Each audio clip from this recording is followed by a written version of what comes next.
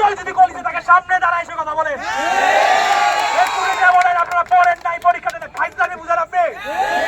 যদি এত সহজ থেকে কালকে 9টার সময় শহীদ মিনারে থাকেন, আমি আবারও বলি ধৈর্যের পরীক্ষা নেবেন না, বারবার বলি। এবং আমরা কালকে সবাই, আমি আবারও বলি, সবাই সকাল 9টার সময়। এবং এই যে আমি আর একটা ভুল ধারণা ভাবেন, এই ভাই অটোপাস মানে মজিদ, অটোপাস মানে কেউ কোনো পরীক্ষা দেয়নি। এটা 7টা পরীক্ষা দেওয়া হয়েছে, 3টা পরীক্ষা দেওয়া হয়েছে। আমরা কি যাচ্ছি? আমরা যাচ্ছি যে সাবজেক্ট ম্যাপিং করে, যাতে বিকল্প পদ্ধতিতে আমাদেরকে ছেড়ে দেওয়া হয়, রেহাই দেওয়া হয়। কোনো একটা জিনিস না বুঝে কমেন্ট পাস করে যাবেন না।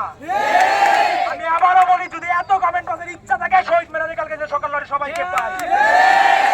আমি আবারও বলি, সকল শিক্ষার্থীরা যাতে কালকে সকাল 9টায় যাতে শহীদ মিনারে উপস্থিত সবাই থাকবে, সবাই থাকবে, সবাই থাকবে। তাহলে আজকের মতো এখানেই কর্মসূচি আমরা স্থগিত করি।